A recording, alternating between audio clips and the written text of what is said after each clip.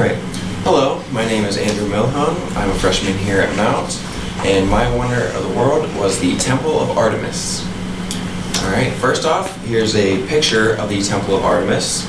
On the left is what it was believed to look like in its glory, and on the right is all that remains of it today. It's actually just a reconstructed, it's not actually the original pillar, but a reconstructed pillar of the temple near a marsh in present-day Turkey, which I'll show you its exact location right here.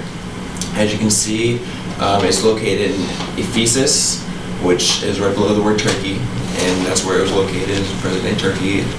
So, a little history of the temple itself.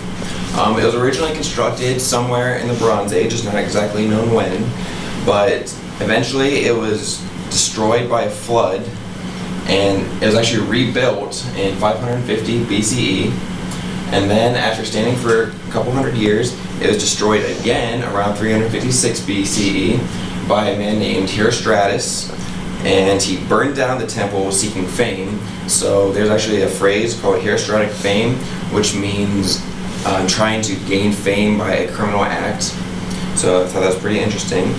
And then it was reconstructed again in 326 BCE, and this was when it reached its largest scale that's known. It was 450 feet long, 225 feet wide, 60 feet high, and contained more than 127 columns.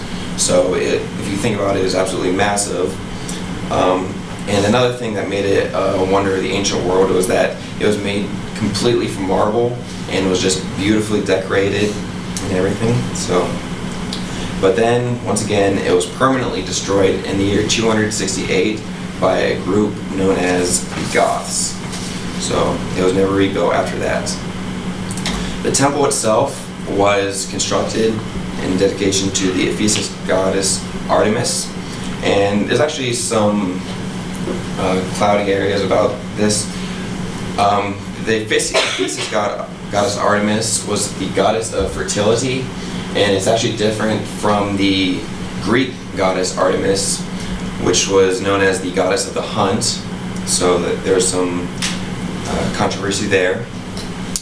And a little bit about Artemis. There's actually the cult of Artemis, and those that lived in Ephesus at the time believed that the goddess Artemis was only their goddess, like no one else could have her. They only wanted to protect her and didn't let anybody else intervene, because say there were Persians that tried to come into Ephesus and send their priests to kind of teach about Artemis, and they did not like this, and they did not forgive the Persians for this.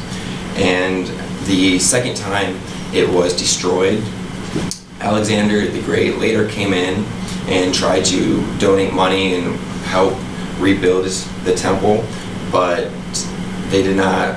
They politely refused his help because they wanted to do it themselves and not let anybody else help. And also there were many games, contests, and festivals dedicated to Artemis, which was held at the temple itself, which is kind of like the center of all of the activities that went there. And this is also where, since she was the goddess of fertility, this is where many young couples kind of came together to get married and have babies and things like that. And a current reference for the Temple of Artemis today is actually in the Bible, and it criticized the Ephesian worship of Artemis, and it said that the people should not have been worshiping, the idols and the statues and temples that were built to Artemis, and that whenever this was told to the people of Ephesus, it kind of created confusion within the city, which eventually led to riots.